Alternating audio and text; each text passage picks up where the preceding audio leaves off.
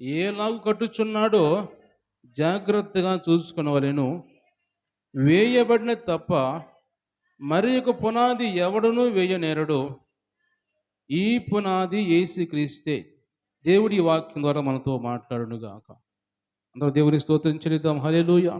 దేవుని బిడ్డలు గమనించినట్టయితే దేవుడు మనతో మాట్లాడుతున్న మాటలు ఈ కొరింథీయులకు రాసిన పత్రికలో మొదటి పత్రికలో 3వ అధ్యాయంలో మనం చదువుకున్న మాటలు. రాత్రికాలం కొన్ని విషయాలు దేవుడు మనతో మాట్లాడాడు. ఆ అపొల్లో గురించి, పౌలు గురించి, వాళ్ళెవరు పరిచారకులే కదా అని వాళ్ళ గురించి మీరు శరీర సంబంధులుగా ఉన్నారు, మీరందరూ ఆత్మ సంబంధులుగా మీరు మార్పు చెందండి అని రాత్రికాలం కొన్ని విషయాలు దేవుడు మనతో మాట్లాడాడు. అది ఈరోజు కూడా దేవుడు మనతో మాట్లాడుతున్న మాటలు ఏంటంటే, దేవుడు నాకు అనుగ్రహించిన కృప చొప్పున నేను నేర్పరి అయిన శిల్పకారుని వలె పునాది వేసి తిని మరి ఒకడు దాని మీద కట్టుచున్నాడు. ప్రతివాడు దాని మీద ఎలా కట్టుచున్నాడో జాగ్రత్తగా చూసుకొనవలెను. ఇది మాట్లాడుతున్న మాటలు అపోస్తలుడైన పౌలు కొరింథీ సంఘంతో మాట్లాడుతున్నాడు. కొరింథీ సంఘంతో మాట్లాడుతూ ఇది అందరితో కాదు కానీ కేవలం ఆ సంఘాన్ని ఉద్దేశించి మాట్లాడుతున్నాడు. ఎందుకంటే అపోస్తలుడైన పౌలు కొరింథీ సంఘంలో పునాది వేయక ముందు, ఆయన కంటే ముందు ప్రవక్తలు పునాది వేశారు, దేవుని శిష్యులు అందరు కూడా పునాది వేశారు. వాళ్ళందరూ కూడా పునాది వేసిన తర్వాత ఆయన మళ్ళీ కొత్తగా కడగా నేను చివరివాడిగా ఉన్నాను, అందరిలో నేను కూడా ఒక అపోస్తలుడుగా ఉన్నాను, దేవుడు నన్ను కూడా జ్ఞాపకం చేసుకున్నాడు అంటాడు అపోస్తలుడైన పౌలు. అంటే ఆయన ఏమంటున్నాడంటే కొరింథీ సంఘంతో మాట్లాడితే కేవలము అపోస్తలుల కార్యంలో 18వ అధ్యాయంలో మనం చూస్తే ఆడ కొన్ని మాటలు ఏమి రాయబడి ఉంటాయి అంటే, ఆయన మొట్టమొదటిగా ఆయన ఆ కొరింథీ సంఘానికి పట్టణానికి వస్తాడు. కొరింథీ పట్టణం వచ్చిన తర్వాత ఆ కొరింథీ పట్టణంలో ఆయన కొత్తగా కొత్తగా పునాది వేశాడు. ఎలాంటి పునాది వేశాడంటే, అది అనాలోచితంగా కాదు కానీ, లేకపోతే ఏదో మాటలు కాదు కానీ, యేసు ప్రభు యేసు క్రీస్తు అనే పునాది అక్కడ వేశాడు. దేవుని స్తోత్రం చెల్లిద్దాం. హల్లెలూయా. యేసు క్రీస్తు అనే పునాది అక్కడ కొరింథీ పట్టణంలో వేశాడు. అంతకుముందు ఆ పునాది లేదు. ఏందయ్య ఈ పునాది అంటే, యేసు ప్రభు సువార్తని ఆయన అక్కడ ప్రకటించాడు. ఉన్నది ఉన్నట్టుగా ప్రకటించాడు. అలాంటి కలపటం, తీసివేయటం అవన్నీ ఏమీ లేకుండా వాక్యంలో ఉన్న మాటలు ఉన్నట్టుగా అపోస్తలుడైన పౌలు కొరింథీ నగరంలో అక్కడ ప్రకటించినప్పుడు ఆడొక సంఘం ఏర్పడింది. ఆ సంఘంతో మాట్లాడుతూ నేను నేర్పరైన శిల్పకారుని వలె దేవుని కృప చొప్పున, ఇది నా సొంత ఆలోచన కాదు, నా సొంత జ్ఞానం కాదు, నా సామర్థ్యం కాదు కానీ దేవుడిచ్చిన సామర్థ్యం చొప్పున, దేవుడిచ్చిన ఆలోచన చొప్పున నేను ఇక్కడ పునాది వేశాను. ఈ పునాది యేసుక్రీస్తే. ఈ పునాది మీద మీరు ఎలా కట్టబడుచున్నారో జాగ్రత్తగా చూసుకోండి అనే విధంగా దేవుడు ఇక్కడ కొరింథీ సంఘంతో మాట్లాడుతూ వస్తున్నాడు. అయితే గమనించినట్టయితే ఆ సంఘంలో ఆ పునాది వేసిన తర్వాత కొన్ని కొన్ని కొత్త కొత్త పునాదులు వస్తున్నాయి ఆ సంఘంలోకి. ఆ కొరింథీ పట్టణంలోకి పౌలు చెప్పింది కాకుండా వేరే వేరే బోధలు వచ్చేస్తున్నాయి, వేరే వేరే ఆలోచనలు వచ్చేస్తున్నాయి. అది ఎలాంటి బోధలు అంటే ఏదో బయట బోధలు కాదు కానీ యేసు ప్రభువును ఉద్దేశించిన మాటలే వస్తున్నాయి. యేసు ప్రభువుని తీసుకొచ్చి యేసు ప్రభువుని గురించి లేనివన్నీ కూడా కలిపి చెబుతూ ఉన్న మాటలు చెబుతూ ఉన్నారు. అందుకు అంటున్నాడు ఇక్కడ అపోస్తలుడైన పౌలు అంటున్నాడు, ఆ మాట చదువుతూ, ఎవడైనా ఈ పునాది మీద బంగారము, వెండి, వెలగల రాళ్ళు, కర్ర, గడ్డి, కొయ్యకాలు మొదలైన వాటితో కట్టిన ఎడల వాని వాని పని కనపడను, ఆ దినము దానిని తేటపరుచును, అది అగ్ని చేత బయలుపరచబడును, మరియు వాని వాని పని ఎట్టిదో దానిని అగ్నియే పరీక్షించును. ఇక్కడ దేవుడు సంఘంతో మాట్లాడుతూ అంటున్నాడు, కొంతమంది సేవకులు వస్తూ ఉంటారు, కొంతమంది క్రొత్త బోధ తీసుకొని వస్తూ ఉంటారు, కొత్త సువార్త తీసుకొని వస్తూ ఉంటారు. అది ఎలాంటి సువార్త అంటే అది మీరు పరీక్షించాలి ఆ సువార్తని. అది చివరిలో ఆ దినమున, అంటే ఆ దినం అంటే దేవుని దినం, అది ఆ దేవుని దినమున ఒక రోజు వస్తుంది. ఆ రోజు అన్నీ కూడా కాల్చివేయబడే పరిస్థితి వచ్చింది. అది అగ్నిలో కాల్చివేయబడిన తర్వాత, అగ్నిలో ప్రవేశించిన తర్వాత ఏవి నిలబడతాయో, ఏవి కాలిపోతాయో, కనపడకుండా పోతాయో, అగ్నిలో అది పరీక్షించిన తర్వాత దేవుడు పరీక్షిస్తారంట. పరీక్షించిన తర్వాత ఏవి నిలబడతాయో, ఏమి పోతాయో తెలియదు ఆ రోజున. అది గమనించేట్టు మనకి ఇక్కడ కొంచెం క్లియర్‌గా అర్థమయ్యే విధంగా మనం చూసుకోవాలంటే, బంగారము, వెండి, వెలగల రాళ్ళు, ఈ 3 మనం చూసినట్టయితే ఈ 3 చాలా అగ్నిలో వేసినా కానీ అవి కాలిపోవు.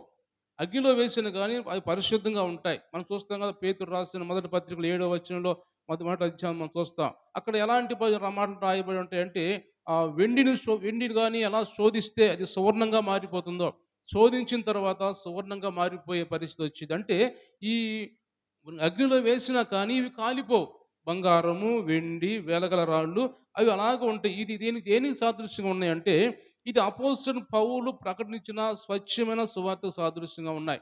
యేసు ప్రభుని గురించి ప్రకటించిన స్వచ్ఛమైన సువార్త, కల్తీ లేని సువార్తకు సాదృశ్యంగా ఈ 3 ఉన్నాయి. అయితే మిగిలిన 3 మనం చూస్తే కర్ర, గడ్డి, కొయ్యకాలు మొదలైన వాటితో కట్టిన యెడల అంటే ఈ కర్ర, గడ్డి, కొయ్యకాలు ఇవన్నీ కూడా అబద్ధ బోధలకు సాదృశ్యంగా ఉన్నాయి. ఇవన్నీ కూడా యేసుక్రీస్తు పేరు చెప్పుకుంటూ అవి లేనివన్నీ కలిపి చెబుతూ అబద్ధ బోధకు సాదృశ్యంగా ఉన్నాయి. గడ్డి, కొయ్యకాలు ఇవన్నీ కూడా కర్ర. ఈ ఊరినే కాలిపోతాయి. మనకు తెలుసు కదా! మనం మంటలో ఈ కర్రేసామంటే, గడ్డేసామంటే, కొయ్య కర్ర అంటే చెత్త. ఆకులు వ్యర్థమైనవన్నీ కూడా ఎండిపోయిన ఆకులు ఇవన్నీ కూడా మంటలో వేస్తే కాలిపోతాయి. ఎవరి పనికి రాకుండా పోతాయి. అవి అలా ఎలాంటివంటే ఈ పనికి రాకుండా పోయే బోధలు కొన్ని వచ్చినియి. వాటిని మీరు సరిచూసుకొని జ్ఞానం కలిగి, ఆలోచన కలిగి మీరు చూసుకోండి. మీరు జాగ్రత్తగా కట్టబడాలి మీరు. నేను మిమ్మల్ని జాగ్రత్తగా కట్టాను. మంచి పునాది మీకేసాను నేను. ఆ పునాది మీద మీరు జాగ్రత్తగా చూసుకోండి మీరు. రకరకాల బోధలు మీ మైండ్ తిప్పివేసే బోధలు, మీ ఆలోచనను తిప్పివేసే బోధలు కొన్ని వస్తున్నాయి. వాటికి మీరెక్కడ పడిపోయి సాతాను బంధకాల్లోకి వెళ్ళిపోవద్దు మీరు అని అపోస్తలుడైన పౌలు కొరింథీ సంఘంతో మాట్లాడుతూ వస్తున్నాడు. మనం గమనించినట్టయితే ఆ అపోస్తలుడైన పౌలే గలతీయులకు రాసిన పత్రిక మొదటి అధ్యాయంలో మనం చూసినట్టయితే అక్కడ దేవుడు మాట్లాడుతూ ఆహ్, 6వ వచనం మొదటి అధ్యాయము 6వ వచనంలో క్రీస్తు కృపను బట్టి మిమ్మును పిలిచిన వారిని విడిచి భిన్నమైన సువార్తల తట్టుకు మీరింత త్వరగా తిరిగిపోట చూడగా నాకు ఆశ్చర్యం కలుగుచున్నది. అది మరొక సువార్త కాదు గాని క్రీస్తు సువార్తను చెరపగోరి మిమ్మును కలవరపరచువారు కొందరున్నారు. మేము మీకు ప్రకటించిన సువార్త కాక మరియొక సువార్తను మేమైనను పరలోకము నుండి వచ్చిన ఒక దూతయినను మీకు ప్రకటించిన ఎడల అతడు శాపగ్రస్తుడవునుగాక. దేవుని స్తోత్రం చెల్లిద్దాం. హల్లెలూయా. అపోస్తలుడైన పౌలు గలతీ సంఘంతో మాట్లాడుతుంటున్నాడు. ఆహ్, మీరు అది మరియొక సువార్త కాదు గాని క్రీస్తు సువార్తను చెరపగోరి మిమ్మల్ని కొందరు కలవరపరుస్తున్నారు. మేము మీకు ప్రకటించిన సువార్త కాక మరియొక సువార్త మేమైనా కానీ పరలోకం నుంచి మరొక దూత వచ్చినా కానీ మీరు దాన్ని నమ్మొద్దు. వాళ్ళందరూ శాపగ్రస్తులు అవుతారు. అంటే మేము వేసిన పునాది కరెక్ట్‌గా వేశాం. కొరింథీ సంఘంలో ఎలాగ పునాది వేశాడో గలతీయుల సంఘంలో కూడా అదే విధంగా పునాది వేశాడు అపోస్తలుడైన పౌలు. కొరింథీ సంఘాన్ని గురించి ఎలా కన్నీటితో ప్రార్థన మాట్లాడుతూ లెటర్ రాశాడో గలతీ సంఘంతో కూడా కన్నీటితో మాట్లాడుతున్నాడు. చాలా మనం అధ్యాయాలు చూస్తే గలతీ పత్రికలు మనం ఆ అధ్యాయాలన్నీ కూడా మనం గమనించినట్టయితే అన్నిటి సారాంశం ఏమిటంటే వాళ్ళు కూడా ఈ కొరింథీయుల వలె తిరిగిపోతున్నారు. లోకం వైపు తిరిగిపోయేవారుగా లోక ఆచారాలు, సాంప్రదాయాలు, మంచి రోజులు, మంచి సంవత్సరాలు, మంచి దినాలు ఇవన్నీ అమావాస్యలు ఇవన్నీ పెట్టుకొని మూఢనమ్మకాల వైపు తిరిగిపోయిన పరిస్థితి గలతీ సంఘం కూడా. అందుకే అంటున్నాడు మేము ప్రకటించిన సువార్త కాక మరియొక సువార్త ఎవరు ప్రకటించినా కానీ పరలోకం నుంచి దేవదూతలు వచ్చి ప్రకటించినా కానీ వాళ్ళు శాపగ్రస్తులు అయిపోతారు. అంటే మీరు అలాంటి నమ్మవద్దు. యేసుక్రీస్తు పేరిట మనం గమనించినట్టయితే అక్కడ క్రీస్తు సువార్తను చెరపగోరి మిమ్మల్ని కలవరపరిచేవారు. అంటే క్రీస్తు పేరు మీద వస్తారు కానీ అది చెరిపేసే వాక్యాన్ని కలవరపరిచేవారుగా ఉంటారంట వాళ్ళు. అలాంటి మీరు నమ్మొద్దు. నేను వేసిన పునాది గట్టి పునాది వేశాను. దాని మీద కొంతమందొచ్చి కట్టడానికి ప్రయత్నం చేస్తున్నారు. కానీ ఆ కట్టేవేవో సరిగ్గా కట్టాలి. అపోస్తలుడైన పౌలు అంటుంది ఏమిటంటే, నేను వేసిన పునాది మీద కట్టేవాళ్ళు సరిగ్గా చూసుకోవాలి. ఏమాత్రము కర్ర లాంటి, గడ్డి లాంటి, కొయ్యకాయలు లాంటివి కడితే ఒకరోజు అగ్ని దినం రాబోతుంది. అగ్నిలో వేయబడతాయి. అగ్ని పరీక్ష చేయబోతున్నాడు దేవుడు. ఆ పరీక్ష రోజున అగ్ని పరీక్ష చేసినప్పుడు కొన్ని కాలిపోతాయి. ఆ కాలిపోయే విధంగా ఉండొద్దు అని దేవుడు మాట్లాడుతూ వస్తున్నాడు. అంటే ఇవన్నీ కూడా సేవకులు. ఇవందరూ కూడా సేవకులు మనం చదువుకున్న వాళ్ళు ఎవరు గడ్డి, కొయ్యకాలు లేకపోతే బంగారము, వెండి, వెలగల రాళ్ళు ఇవన్నీ సేవకులు అంటే సేవకుల కోసం మాట్లాడిన మాటలు. అంటే వాళ్ళు అలాంటి సేవకులు ఉన్నారు. అలాంటి అబద్ధ బోధకులు ఉన్నారని దేవుడు మాట్లాడుతున్నాడు. అలాంటి మీరు వినమాకండి. విని మీ జీవితాలు ఆత్మీయ జీవితాలు మీరు పాడు చేసుకోవద్దు అని అపోస్తలుడైన పౌలు కొరింథీ సంఘంతో మాట్లాడుతున్నాడు. కాబట్టి ఈరోజు దేవుడు మనతో మాట్లాడుతున్న మాటలు కూడా మనము కూడా చాలా మందిని కొంతమందికి ఏందంటే మనం కాదు గానీ చాలామంది గమనించేటువంటిది బయట కొన్ని చాలా మందిని మంచి సువార్తల తట్టు తిరిగిపోయే ఆలోచన చేయటం లేదు. ఉన్నది ఉన్నట్టుగా బైబిల్‌లో ఉన్నది ఉన్నట్టుగా ప్రకటించే వాళ్ళకి ఈ రోజుల్లో ఎవరు నచ్చట్లేదు. చాలామందికి ఏదో కొంచెం ఆశ చూపిచ్చి, ఏదో బహుమానాలిచ్చి, ఏదో రకరకాలుగా కొన్ని పిట్టకథలు, 4 పిట్టకథలు, ఒక వాక్యము ఇవన్నీ చెప్పే వాళ్ళకి అంటే ఇవన్నీ కొయ్య కాలు, గడ్డి, కర్ర ఇలాంటి వాటి వైపు తిరిగిపోతున్నారు ప్రజలంతా కూడా. మొట్టమొదట మంచి సువార్తగా వచ్చారు. మొట్టమొదట మంచి వాక్యం వింటున్నారు. కానీ రాను రాను వాళ్ళకేదంటే ఈ సువార్త అనేది చాలా తక్కువగా వాళ్ళు తీసుకొని బయటికెళ్ళిపోయి, ఎక్కడికో వెళ్ళిపోయి ఏదో కాలం గడిపొద్దాం పోయి నామకార్థంగా ఏదో పోయి వద్దాంలే అని సువార్తని చెరపగోరే వాళ్ళ దగ్గరికెళ్ళిపోయి, వాళ్ళ జీవితాలు ఆత్మీయ జీవితాలు పాడు చేసుకుంటున్నారు. ఏమాత్రం వాళ్ళు మార్పు చెందిన పరిస్థితి చాలా మందిని గమనించండి మీరు. చాలా మందిని గమనించండి. ఎక్కడికో ఈ సువార్తని మర్చిపోయి వెళ్ళిపోయిన వాళ్ళని సువార్తలో అంటే ఆత్మీయ జీవితంలో స్థిరపడిన వారుగా ఉంటున్నారా? ఇంకా లోగా ఇంకా లోకంలోకెళ్ళిపోతున్నారు. ఇంకా లోకానుసరం అలవాట్లకెళ్ళిపోతున్నారు. ఇంకా లోకానుసరమైన అలవాట్లకి, మాటలకు పడిపోతూ ఉన్నారు. ఇంకా ఎక్కువైపోతూ నేను చూస్తున్నాను, గమనిస్తున్నాను చాలా మందిని. ఇంకా వ్యర్థమైన మాటలు నోటికొచ్చేస్తున్నాయి. మన దగ్గర ఉండి చాలా భయంగా కొంతమంది ఉండేవాళ్ళు. చాలామంది పోయిన వాళ్ళని చూస్తుంటే చాలామంది ఆత్మీయతను కోల్పోతున్న పరిస్థితి చూస్తున్నా. ఉన్నది ఉన్నట్టుగా చెప్పేది చాలా మందికి నచ్చట్లేదు ఈ రోజుల్లో. వెలగల రాళ్ళు, బంగారం, వెండి లాంటి బోధనలు సరిపోవటం లేదు. కర్ర, గడ్డి, కొయ్యకాలు లాంటి బోధనకెళ్ళిపోతూ అవి చివరికి ఎలా ఉంటాయంటే ఆ దినం వచ్చినప్పుడు అవన్నీ కాలిపోతాయి. కాలిపోతాయి కాబట్టి ఆటితో పాటు మనం కూడా దేవుని రాజ్యానికి అర్హులు కాము మనం కూడా. కాబట్టి ఇక్కడే కాదు ఇంకొక సారి కాదు ఇంకొక సారి ఎక్కడే సువార్త నీకు కరెక్ట్‌గా ఉందో అక్కడకు పోయి మనం వినాలి. ఇక్కడైనా బాగుందని అంటం లేదు. కానీ ఏ సంఘంలో దేవుని సువార్త కరెక్ట్‌గా ప్రకటిస్తున్నారు. ఎక్కడ ఉన్నది ఉన్నట్టుగా ఆత్మీయంగా ఉంది అనేది గమనించుకొని మనం పోవాలి. అది మనం తెలుసుకోవాలి. కానీ ఎక్కడ ఏదంటే ఒకటి ఏదో ఒకటిలే పోయి వద్దాం. దేవుని సందే కదా! ఇది చూసుకుందాం, అది చూసుకుందాం. ఒకసారి మరి దీనికెళ్తే ఉదయాన్నే మళ్ళీ పగలంతా పని చేసుకోవచ్చు. ఇలాంటి అనుకూలమైన భక్తి చేయకూడదు మనం. అనుకూలమైన భక్తి చేస్తున్నారు చాలామంది. అనుకూలమైన భక్తి చేస్తే దేవునికి నచ్చదది. దేవుడు మెచ్చడు దానికి కూడా. కాబట్టి ఇలాంటి కాలిపోయే రోజు ఒకటి రాబోతుంది కాబట్టి, పరీక్షించే రోజు ఒకటి రాబోతుంది కాబట్టి, ఆ రోజు మనము పరీక్షించబడుతున్నప్పుడు మనం కూడా మనం ఎలాగ ఉండాలి? మన క్రియలు, మన ఆలోచన ఎలా ఉండాలి? పరీక్షించే రోజు దేవుడు మాట్లాడుతున్నాడు. కొన్ని మాటలు మనం చూసినట్టయితే దేవుని వాక్యంలో ఆ రోజు పరీక్షకి దేవుడు నిలబెడతాడని దేవుడు మాట్లాడుతున్నాడు. ఎఫెసీయులకు రాసిన పత్రిక 2వ అధ్యాయం 20వ వచనం మనం చూసినట్టయితే అక్కడ రాయబడిన మాట 2వ అధ్యాయం 20వ వచనం. క్రీస్తు యేసే ముఖ్యమైన మూలరాయి అయ్యుండగా అపోస్తలులను ప్రవక్తలను వేసిన పునాది మీద మీరు కట్టబడి ఉన్నారు. ప్రతి కట్టడమును ఆయనలో చక్కగా అమర్చబడి ప్రభువునందు పరిశుద్ధమైన దేవాలయం అగుటకు వృద్ధి పొందుచున్నది. దేవుని స్తోత్రం చెల్లిద్దాం. హల్లెలూయా. క్రీస్తు యేసే ముఖ్యమైన మూలరాయి ఉండగా అపోస్తలులు ప్రవక్తలు వేసిన పునాది మీద మీరు కట్టబడి ఉన్నారు. పౌలు మాట్లాడుతున్నాడు ఎఫెసీ సంఘంతో మాట్లాడుతూ ఆయన ఇక్కడేమంటున్నాడు? అపోస్తలులు కట్టిన పునాదులు, అపోస్తలులు వేసిన పునాదులు, ప్రవక్తలు వేసిన పునాదులు అని అంటున్నాడు. కొరింథీ సంఘంలోకి వచ్చేళ్ళకి నేను వేసిన పునాది అంటున్నాడు. అంటే ఆయన సంపాదించిన సంఘాల గురించి అపోస్తలుడైన పౌలు మాట్లాడుతున్నాడు. ఇక్కడ గమనించేటి గతంలో పాత నిబంధనలో ప్రవక్తలు పునాదులు వేశారు. యేసుప్రభు శిష్యులైన 12 మంది పునాదులు వేశారు. వాళ్ళందరి గురించి మాట్లాడుతూ అంటున్నాడు, క్రీస్తు యేసే ముఖ్యమైన మూలరాయి ఉండగా అలాంటి పునాది మీద మీరు కట్టబడుతున్నారు. ఆ పునాది జాగ్రత్తగా చూసుకోండి. క్రీస్తు యేసుని మర్చిపోకూడదు. ఆయన చేసిన త్యాగాన్ని మర్చిపోకూడదు.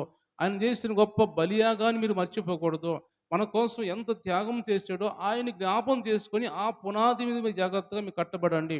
ఎక్కడ తొలగిపోవద్దు మీరు అని దేవుడు మాట్లాడుతున్నాడు. గమనించండి దేవుని వాక్యంలో మత్తయి సువార్తలో మనం చూసినట్టయితే 7వ అధ్యాయము, మత్తయి సువార్త 7వ అధ్యాయము 24వ వచనం చదువుదాం.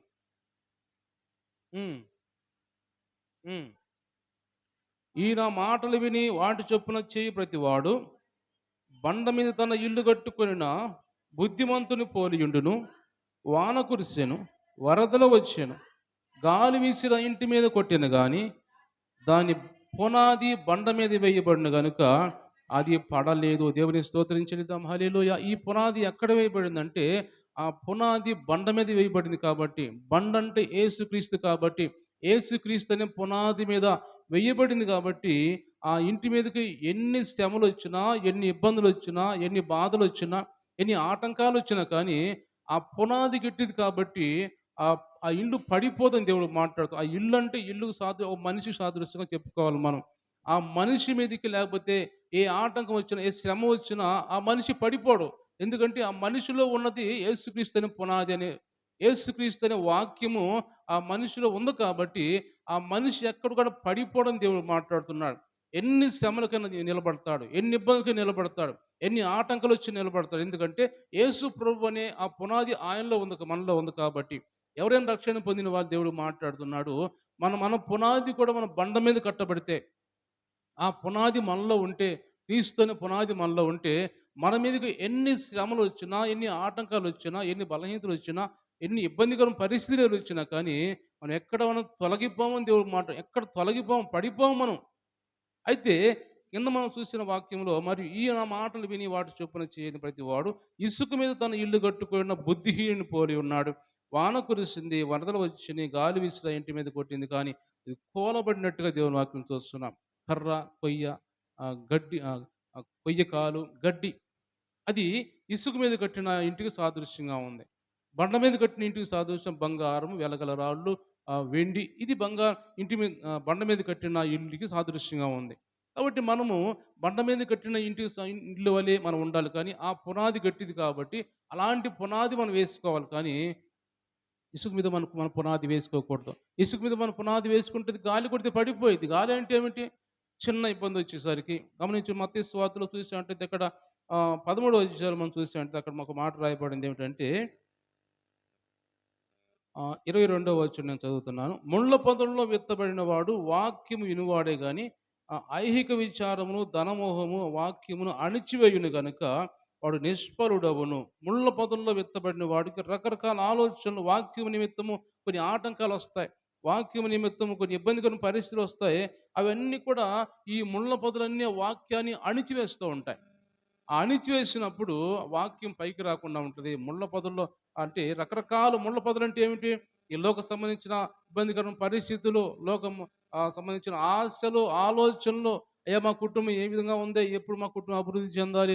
అయ్యా మాకు ధనం ఇంకా లేదేమో, కుటుంబంలో ఇబ్బందికరమైన పరిస్థితులు ఉన్నాయి, ఆర్థికంగా ఇబ్బంది ఉంది, అది ఎప్పుడు తీరిపోయిద్దో, లేదా మా కుటుంబంలో ఈ సమస్యలు ఉన్నాయి, ఇప్పుడు తీరిపోయిద్దో. ఇది ఎలాంటి ముళ్ళ పొదల్లో పడిన వాడికి సాదృశ్యంగా ఉన్నాయి.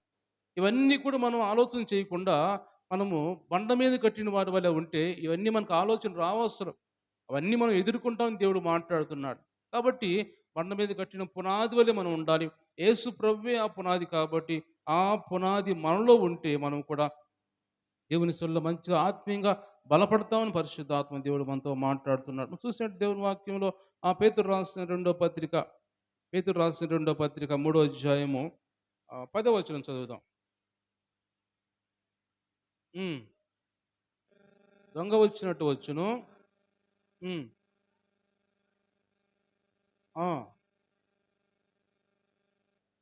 లయమైపోవును, భూమిను దాని మీద ఉంచిన కృత్యములు కాలిపోవును. ఇవన్నీ ఇటు లయమైపోవును గనుక ఆకాశములు రవులుకొని లయమైపోవునట్టు, పంచభూతములు మహావేంద్రముతో కరిగిపోవునట్టు, దేవుని దినపు రాకడ కొరకు కనిపెట్టుచు దానిని ఆశతో ఆపేక్షించుచు మీరు పరిశుద్ధమైన ప్రవర్తనతోనూ భక్తితోనూ ఎంతో జాగ్రత్త గలవారై ఉండవలెను. దేవుని స్తోత్రించెదం. హల్లెలూయా. ఇక్కడ పేతురు మాట్లాడుతూ అంటున్నాడు, ఒక రోజు రాబోతుంది, ఈ భూమి మీద ఉన్న కృత్యములన్నీ కూడా కాలిపోబోతున్నాయి. ఆకాశము, భూమి, పంచభూతాలు మిక్కటమైన వేండ్రంతో కాలిపోబోతున్నాయి, లయమైపోబోతున్నాయి. ఆ రోజు మనం ఎలా ఉండాలంటే ఆ రాకడ కోసం కనిపెడుతూ అని ఆశతో ఆపేక్షిస్తూ పరిశుద్ధమైన ప్రవర్తనతోనూ భక్తితోనూ జాగ్రత్త గలవారై ఉండాలని. ఎందుకంటే ఆ రాకడ దినాన మనము పరిశుద్ధమైన జీవితాన్ని గడుపుతూ ఉండాలంట. మంచి ప్రవర్తనతో మనం ఉండాలంట. పరిశుద్ధాత్మతో నింపబడి ఆయన కోసం ఎంతో ఆశతో ఆసక్తితో నా దేవుడు రాబోతున్నాడు అని ఆయన కోసం ఎదురు చూసే విధంగా మనం ఉంటే ఆ రోజు ఎంత ఏమి లయమైపోయినా కానీ, ఆకాశం లయమైపోయినా, భూమి లయమైపోయినా, ఈ భూమి మీద ఉన్న కృత్యాలు లయమైపోయినా కానీ, పంచభూతాలు మిక్కుటమైన వేండ్రంతో కాలిపోయినా కానీ, మనం ఆయన కోసం భక్తితో ఎంతో జాగ్రత్తగా ఆయన ఆశతో మనం ఎదురు చూసినట్టయితే, పరిశుద్ధంగా మనం చూసినట్టయితే, అవన్నీ కాలిపోయిన మనం మాత్రం దేవునితో ఉంటాం. సంతోషంగా దేవునితో ఉంటామని, ఆయన రాజ్యంలో ఉంటామని, ఆయనతో ఉంటామని దేవుడు మాట్లాడుతున్నాడు. దేవుని స్తోత్రం చెల్లిద్దాం. హల్లెలూయా. కాబట్టి మనం ఆ రోజు ఆ దినము రాబోతుంది కాబట్టి, ఆ రోజు మన క్రియలు ఎలా ఉంటాయి, మన ఆలోచన ఎలా ఉంటుంది. దేవుడు అంటున్నాడు ప్రకటన గ్రంథం 22వ అధ్యాయంలో మనం చూసామంటే అక్కడ అంటాడు, మీ క్రియలకు సంబంధించిన జీతం నా దగ్గర ఉంది. నేను మీ ఎలాంటి క్రియలు మీరు చేస్తారో దానికి సంబంధించిన జీతం నా దగ్గర ఉంది. నేను ఇస్తాను మీకు ఆ రోజున అంటాడు. అంటే ఇంకా మనం చూస్తే కొరింథీయులకు రాసిన రెండో పత్రిక 5వ అధ్యాయంలో మనం చూస్తే 10వ వచనంలో రాయబడిన మాట ఏంటంటే, అక్కడ మీరు చేసిన క్రియల చొప్పున మీకు ప్రతిఫలం ఒకరోజు రాబోతుంది కాబట్టి, ఒకరోజు దేవుని న్యాయపీఠం ఎదుట మీరు కూర్చోబోతున్నారు కాబట్టి, ఆ రోజు మీరు సమాధానం చెప్పుకునే పరిస్థితి వస్తది. కాబట్టి ఇవన్నీ కూడా మీరు గమనించి, ఈ భూమి మీద ఉన్నప్పుడు భక్తితోనూ, పరిశుద్ధాత్మతోనూ, ఎంతో వణకుతోనూ, భయముతోనూ ఆ దేవుని పట్ల మీరు నడుచుకోండి. అలా ఉంటే మీరు ఎలాంటి ఇబ్బందొచ్చినా, ఎలాంటి రాకడొచ్చినా కానీ, ఎలాంటి భయంకరమైన సునామీలొచ్చినా కానీ, భూకంపాలొచ్చినా, ఏమొచ్చినా కానీ మనము దేవునితో సంతోషంగా వెళ్ళిపోతాం. ఎందుకంటే ఈ భూమి మీద ఎవరు కూడా ఉండరు. పరిశుద్ధులు ఉండరు, పాపులు ఉండరు. అందరూ చనిపోతారు. అందరికి మరణం ఒకటే అని దేవుని వాక్యం రాయబడింది. కాబట్టి అందరూ ఎళ్తారు కాబట్టి చనిపోయిన తర్వాత ఎవరు ఏడకెళ్తారు? దేవుడిని నమ్మిన వారు ఏడకెళ్తారు? నమ్మని వారు ఏడకెళ్తారని దేవుని వాక్యం రాయబడింది. కాబట్టి మాకు ఇన్ని మనకు తెలుసు ప్రతిరోజు చెప్పుకుంటూ ఉన్నాం. దేవుడిని నమ్ముకుంటే దేవుని రాజ్యానికి వెళ్తాం. నమ్మని వారు అందరూ ఏడకెళ్తామంటే అగ్నిగుండంలో పాతాళంలోకి వెళ్ళిపోతాం అని దేవుడు మాట్లాడుతున్నాడు. కాబట్టి మనం ఈ భూమి మీద జీవిస్తూ మన క్రియలు, మన ఆలోచనలు మంచిగా ఉండేలా చూసుకుందాం. ఆ రోజు దినము కాల్చివేయబడే దినం వచ్చినప్పుడు, పరీక్షించే దినం వచ్చినప్పుడు, ఆ పరీక్షలో మనం నిలవాలి, నిలబడాలి. నిలబడి మనము దేవునితో ఉండాలి. ఆయన సింహాసనం మీద వచ్చినప్పుడు, ఆయన మహిమగల సింహాసనం మీద వచ్చి ఆసీనుడు వచ్చినప్పుడంట, గొర్రెలు ఒక పక్కన, మేకలు ఒక పక్కన ప్రత్యేకించబడతాయి. విడదీయబడతాయి అన్నమాట. విడదీయబడిన తర్వాత గొర్రెలుగా ఉన్న వాళ్ళని ఏమంటాడు, మీకోసం నేను రాజ్యాన్ని సిద్ధపరిచాను కొన్ని సంవత్సరాల నుంచి, మీరు ఆ రాజ్యాన్ని స్వతంత్రించుకొని అంటాడు. మేకల వైపున్న ఎడమ వైపున్న మేకల నుంచి ఏమంటాడు, మీకోసం సాతాను కోసం సిద్ధపరిచిన అగ్నిగుండం ఉంది. మీరు కూడా వాటితో పాటు దాంట్లోకి వెళ్ళిపోండి అంటాడు.